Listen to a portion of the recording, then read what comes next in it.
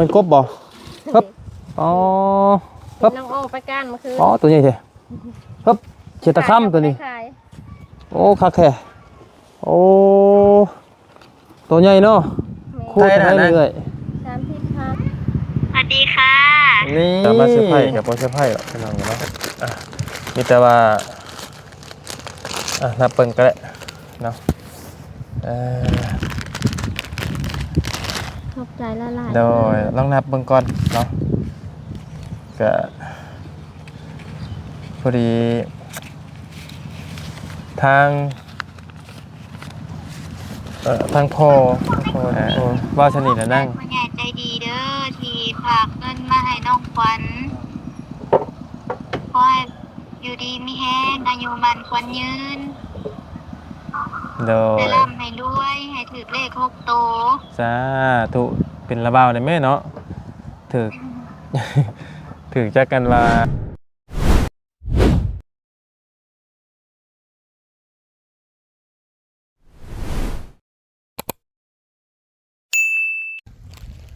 พี่น้องเลยพอดีเข้ามารอบหนึ่งละโบเห็นเนาะทักทายกับสบายดีและสวัสดีเด้อพ่อแม่พี่น้องเนาะเปิดกุศลทุกคนพี่น้องเลยเนาะยินดีต้อนรับเข้าสู่ช่องของวายาวชาแนลคือเก่าคือเดิมเนาะมาดีเอ้ยก็อยู่ผู้เดียวบ้านเลยไปใช้กันเบิดเลยไปหากินไปหากินใช่น่ะคนแรกอยู่ดงพวกไปหาพวกเครียดจะมาจากม่วงบ้านเลยจังว่ะปกติมันมาคำบ่ยักษ์นอเขาก็มาไปก็พอไปก็ถ่ายไปขี่รถไถไปเลย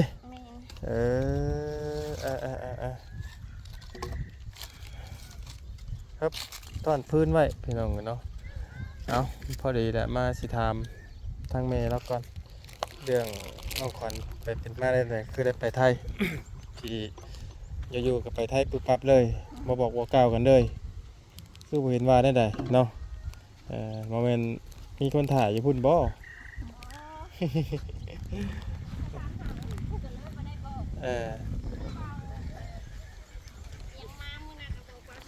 เห็นได้ช่องบนเตียงกันแหละเนาะแต่ว่าคือไปแบบปุ๊บปั๊บเลยนะไพ่เป็นการเขียดน้องอ้อเป็นการเขียดกินข้าวแล้วทำหน่อย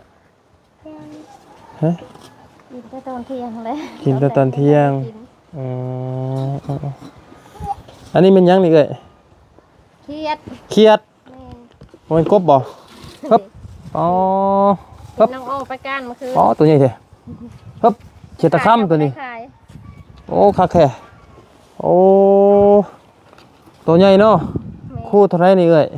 30,000คู่หนึ่ง30,000หนึ่งบ่ไม่ใช่เป็นเขียดหน้าเขียดตะมูพี่น้องเลยเนาะไอ้ก็เป็นเขียด20,000เขียดน้อย20,000หนึ่งมันก็พอกินแล้วเนาะไผไปก้านน้องอ้อบ่ไปผู้เดียวเพิ่นบ่ไปกับมันชุ่มไม่เท่าเพื่อนถึงผู้แรกผู้ข้าเจ้าฟ้าไปไปกันหลายคนเนาะมื้อนี้ก็ไปหากินกันดีบ่มื้อนี้ก็พ่อพาไปซะอยู่ห้วยมันพ่อพาไปซะห้วย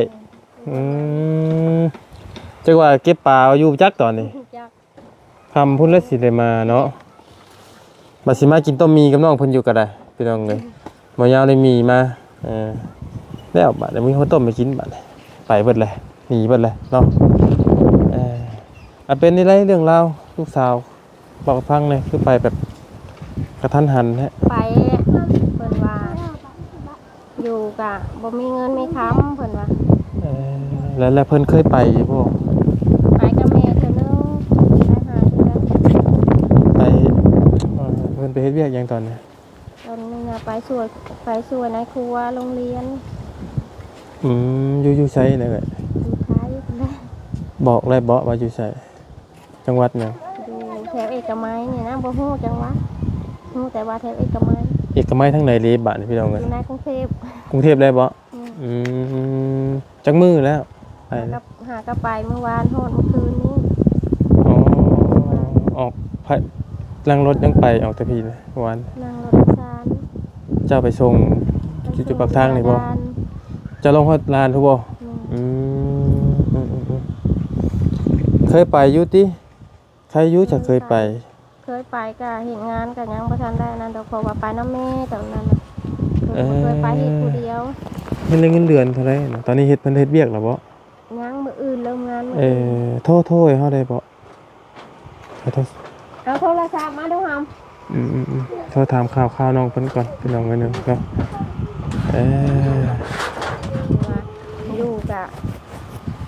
เพิ่นว่าได้ข่าวบ่ได้ข่าวดีนำหมู่จักเทื่อเลยอายหมู่ไปกลางบ้านก็มีแต่เพิ่นถามว่าได้บ่จังซั่นก็สิได้อยู่ได้แต่แนวอยู่แนวกินข่าวดีคือคนอื่นน่ะบ่ได้หาตะลิงน้ำหมู่อายหมู่เพิ่นว่าหางานให้แน่เพิ่นแม่ก็เลยโทรถามน้าสาวเอามาน้าสาวก็เลยว่าอยากได้คนงานพอดีก็เลยถามเพิ่นว่าไปบ่ไปแบบปึ๊บปั๊บเลยเนาะโอ้ยพี่น้องเพราะว่ามาหาน้องเพิ่นตลอดนี่ก็ตอนนั้นก็ยังบ่ทันได้คิดยังโทรบ่ได้จังบ่เปิดนี่ยังบ่ได้ซื้อซิมใช้ใช่มั้ยไปข้างนอกเลยเพราะโทรหาผู้ที่น้องไปหานะน้าสาวเพิ่นนั้นมันก็ต้องอยู่ร่วมกันที่อยู่ยันน้องให้ซื้อซิมอย่างจะซื้อใส่แล้วแต่ยันบ่มีสัญญาณ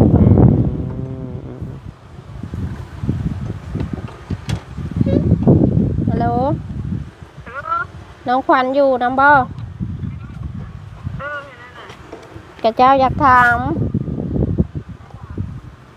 ทีมงานเพิ่นมาสัมภาษณ์นี่แหละ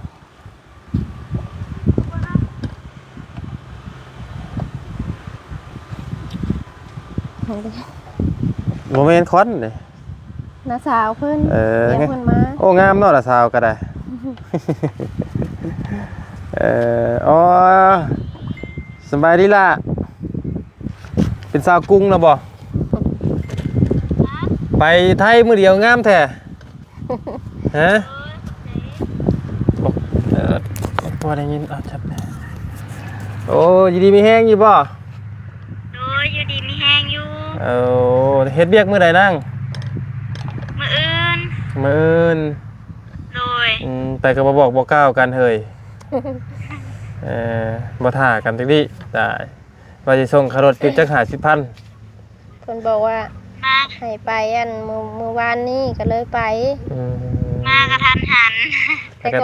เลยแต่ก่อนก็ยังทันได้ฮู้ว่าสิไปเฮ็ดงานพระอีต้มมีแล้วบ่เอากินบัดนี้น้องอ้อน้องอ้อก็บ่อยู่น้องออมมาดิน้องออมโอ้ยหลังอาบน้ำได้ก็ดีแล้วนี่นะดังไฟเป็นสาวกรุงแล้วบัดนี้เนาะมาบัดนี้ยันได้มาพร้อมลูกเคยดิบัดจังว่าแล้วผู้ใดสิมาเอาโอ้กินข้าวแล้วบ่ล่ะกินแล้วเท่าไรค่ารถไปนะแม่ให้4,000บ่ค่ารถทัวร์ก็ประมาณ500บ่มาฮอดเต็มที่600ไป600ไปบ่อ๋อถือไปเพื่อยืมเงินไม่เท่าดอกไปก็ได้เอาเงินไม่เท่าไปได้เงินเดือนเพิ่นเลยจังแทนเพิ่นยืมเงินเพิ่นมาบ่จ้ะอันนี้ก็มางทางเมื่อเช้านี้ว่าไปสั่งดินสั่งเฮน้ำกระเจ้าให้กระเจ้ามาส่งแล้วก็เทอันนี้การเชือนไว้กระพายบ่มีพอจะเอาไปบ่จักกระพายมันเบาเนี่ยน้องตูนไม่ทำครับน้องตูนค่ะเว้าไทยนะอ้อขวัญขวัญเว้าไทยนะนางสวัสดีค่ะนี่แม่ทำได้อยู่จ้าเหรอยูพูลงไปดังยูพูแม่สิง่ายอันนั้นจะไปพุ่นถามมาแม่กวาดขี้เหงื่อแล้ บ่าวไทยจ่อยบัดนี้พี่น้องเอ้ยเนาะเออเอาพอดีว่าทั้งอาจารย์มาพี่น้องเอ้ยพอดีให้เพิ่นมาเฮ็ดอันนี้ให้ก่อนนิดนึงเนาะ กินน้องขวัญมาไทยก็อย่าลืมน้องขวัญเด้อ ยันแต่โตได้ลืมอ้าย บ่ลืม เออยันแต่โตแล้วลืมหรือเปล่า สบายดี สบายดี ไปป้าเลยเนาะ ไปป้าแล้วเฒ่าเอ้ย ไปแล้ว เห็นแต่แม่ให้เอาอกอยู่ โอ้เบายาวเอ้ยพอดีแล้วนี่ บ่มันบ่พอปานมันบ่พอดีปานใดข่อยบ่แม่นบ่รถมาแม่นบ่นะ ฮะ แม่นบ่หามช่องมึงดูแม่นบ่หลดลุงตัว จะบ่ได้ซื้อบ่ แม่นบ่คันมีเฮือนแล้วบ่แม่น ฮะบ่จักชื่อเมื่อก็บ่มีไปกินจักเสี่ยวบ่ บ่เขาสิเอาว่ะ ซื้อเอาได้เลยข่อยซื้อให้ก็ได้ บ่แล้ว เอาแล้ว ซื้อเองนี่แหละขอบใจแล้ว พอดีแล้วมาพี่น้องเอ้ยเดี๋ยวต่อกันนิดนึงพี่น้องเนาะตอนแรกก็มาสิมาให้ทางน้องอ้อพี่น้องเนาะเป็นคนต้มมีให้กินพี่น้องแต่มันก็บ่คือคิดเนาะทางน้องคอนก็บ่อยู่แล้วเนาะพี่น้องเอ้ยทางบ่ยาวพอดีก็ว่าสิมาเซอร์ไพรส์ก็บ่เซอร์ไพรส์หรอกพี่น้องเนาะมีแต่ว่านับเบิ่งก็ได้เนาะขอบใจละลาย เดี๋ยวลองนับเบิ่งก่อนเนาะก็พอดีทางทางพ่อ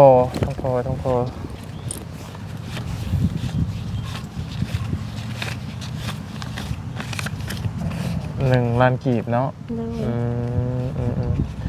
คืออย่างนี้ที่จริงทางพอเราว่าสิอันผากมาให้ทางน้องคอนนั่นแหละพี่น้องเลยแต่ว่าที่นี่แหละมันบ่ทวงบ่ทันเนาะมันบ่ทวงบ่ทันล่ะก็เลยว่าพอแล้วก็เลยว่าเอ้าซั่นก็ซอยซื้อปูนอันใช้เฮือนใช้ซ่านเจ้านี่แหละ โดย ซื้อไปพอได้เทกันเปื้อนมันก็ได้แล้วคิดปลายสอบพุ่นนะเพราะว่ามันกระสอบ 80,000 นึงเนาะก็ไม่ใช่เลยเนาะก็คือบ่ย่าเว้าแหละพี่น้องเอ้ยว่ามันแล้วแต่บุญไปบุญมันเนาะก็คือเฮาก็พยายามเข้ามารันให้อยู่สำหรับเคสน้องคอนนี่แต่ว่ามันก็แล้วแต่บุญไปบุญมันหั่นนะเฮาเว้ากับน้องเพิ่นตลอดว่า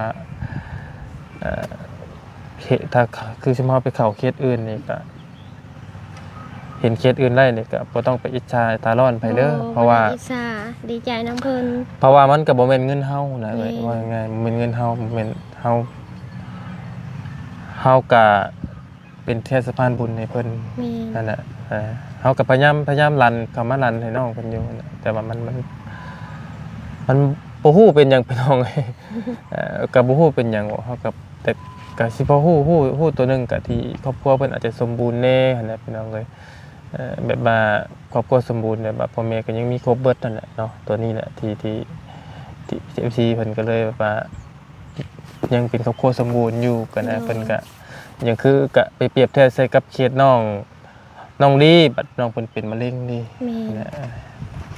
มันคนละอย่างกันอันนั้นคือชีวิตของน้อยๆและสุดท้ายก็คือฮู้คั่นแหละรักษาก็บ่ได้ซ้ำ แม่น จักสิเป็นได้ไร ก็เสียใจน้ำน้องเพิ่นอยู่เพราะว่าแต่ก่อนก็ถึงอันกับเจ้าบ่ลงมาขอความช่วยเหลือก็สิแนะนำไปอยู่เพราะว่าสงสารน้องเพิ่น นั่นแหละพี่น้องเนาะก็คือก็เลยเงินที่เหลือที่บ่เตียงบ่ดีเนี่ยเพิ่นก็พากันสร้างห้องน้ำให้แล้วก็ซื้อรถให้น้องเพิ่นเพราะมันเป็นเงินส่วนของน้องที่ผู้ใหญ่ฝากมาซอยเลยพี่น้องเนาะก็ส่วนเคสน้องคอนนี่ก็คือฮู้แหละพี่น้องเอ้ยตอนช่วงนึงน่ะน้องเพิ่นอยู่นำกัน2คนก็มีผู้ให้ความสนใจหลายเติบอยู่แต่พอหลังจากที่แม่ก็พอกลับมาแหละมันภาพมันเพิ่นมองเห็นว่ามันเป็นครอบครัวสมบูรณ์นะแบบว่าแต่ที่จริง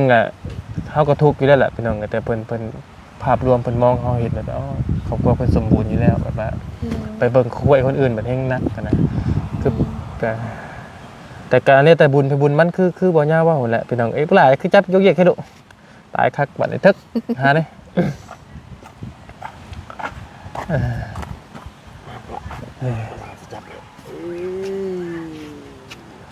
เพราะว่าก็แล้วแต่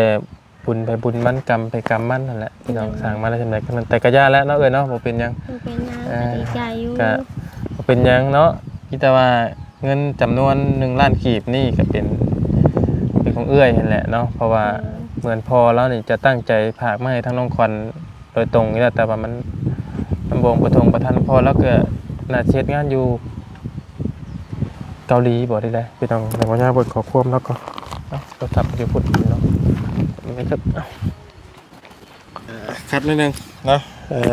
เบิ่งน้องควันนะอันน่ะจ๊ะจากกรุงเทพสวัสดีสบายดีจังได้สวัสดีตัวคือบ่ค่อยได้ยินเสียงเนาะอยู่ไสน่ะก่อนอยู่ไสน่ะฮะปีดี41อยู่กรุงเทพเลยบ่ โดย อยู่ทางไหนวะก็เคยได้ยิน เพชรบุรี เพชรบุรีบ่อยู่ไสบ่ใหม่ด้วยฮะ อยู่แถวเอกมั ปี ย ดีพนมยงค์41 มันเป็นชื่ออะไรชื่อนี่ มันโมเมนต์จังหวัดที่เนาะมันเป็นแค่เป็นเขตซื่อ จังหวัดจังหวัด บ่ค่อยได้ยิน บ่พูดตัวนี้ ย่อมดีเดี๋ยวนี้พี่น้องเอ้ยพี่น้องผู้ใดฮู้ก็บอกกันเด้อพี่น้องเด้อเนาะก็พี่น้องทางไทยเป็นฮู้ ขตคลองตันนี่นะคลอง เอ ตันคลองเตย คือซะแบบนี้แถวเขตของตันของเตยนี่พอฮู้จักอยู่เนาะเอามาบัดนี้ก็คือสิเอาผัวมานำในบัดนี้เนาะหัว ยังบ่มีแผลเอาดอก ยังมีแพลวรอ หาเงินเฮ็ดเฮือนก่อน ข้ามันก็เฮือนให้เอาเฮือนนั่นแล้วเด้อบัดนี้เด้อ โดย ฉันก็เฮ็ดเฮือนอันเฮ็ดเฮือนแล้วทั้งมาเด้อ โดย กะว่าสิไปอยู่จักปี บ่ฮู้ จักว่า10มื้อก็มา จะสู้แล้วล่ะเด้อเนาะ โดย จะสู้แล้วพอดีมีทางพอซาดเพิ่นฝากเงินมาให้เจ้า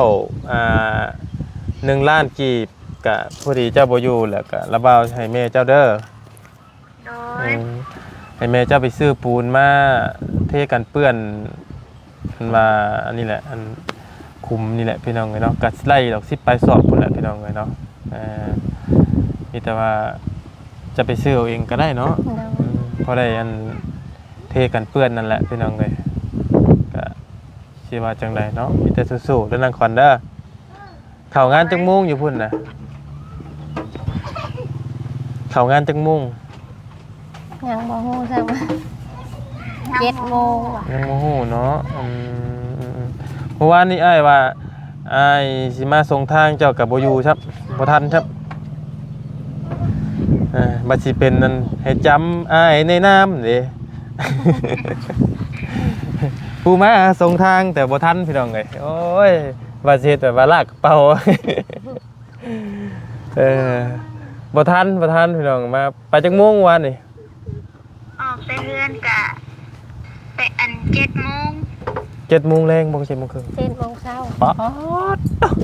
แสดงว่าไปแต่รอบเช้าพุ่นได้เนาะ แม่น โดย มีแต่ว่าบ่รบกวนเจ้าเด้อน้องขวัญเด้อมีแต่ว่าอันน่ะเพราะว่าจังไดพี่น้องก็จักสิได้คุยกับน้องเพิ่นมื้อใดเพราะว่าน้องเพิ่นก็อัน บ่ต้องอันนั้นนะ บ่ว่างกันแล้วต่อไปเพราะว่าน้องเพิ่นก็ต้องเฮ็ดเวียกเฮ็ดงานเนาะมีแต่ว่าให้เจ้าขอบมุกขอบใจทางพอซาดคนเก่าเนี่ยที่ผู้ที่เพิ่นฝากให้น้องตอนนั้น 1,000 บาทนั่นแหละก็มีแต่ โอ้ย เพิ่นตั้งใจว่าสิฝากมาให้เจ้าคนแหละตอนแรกนะแต่ว่าเจ้าบ่อยู่แล้วก็ให้แม่บัดนี้เนาะมีแต่ให้แม่เฮ็ดเทือนซะมีแต่เจ้าไปหาไม้ไปทางไกลได้ไปหาเงินล่ะ โดย ไปไทยลามมื้อนี่ก็ข่าวขึ้นเนาะเฮ้ยเนาะ โอ้เอาสามีแต่ทางน้องทางน้องคอนฝากมุกขับใจทางผู้ใหญ่เพิ่นในระดับเด้อ อ๋อ ว่าสนิทนะนั่ง ผู้ใหญ่ใจดีเด้อที่ฝากเงินมาให้น้องขวัญขอให้อยู่ดีมีแห้งอายุมันขวัญยืน โดย ให้ร่ำให้รวยให้ถือเลข6โตว สาธุเป็นระเบ้าในแม่เนาะถึก ถึกจักกันว่า12 ล้านบาทนี่เฮ็ดสิเติมซอยดอกเฮือนเจ้านี่ เออเอานั่นแหละมีแต่สู้ๆพุ่นแหละเนาะใครดอกไปเฮ็ดเจ้าว่ายังว่าเจ้าเคยไปอยู่เนาะยังว่าเคยไปเฮ็ดเวียกอยู่ตะกี้จำเจ้าไปเฮ็ดเวียกอยู่เด้ เฮ็ดงานบ้าน เฮ็ดงานบ้านพ่อเพิ่นก็ไปกันบ่ ไป เออดีแล้วเคยไปอยู่ ไปแล้วก็อยู่บ่ได้มีคนงานอยู่นำกันแบบรังแกกันหั้นนะ แบบอิจฉากันแล้วก็ คือ อยู่บ่ได้แล้วก็มาก่อน ไผ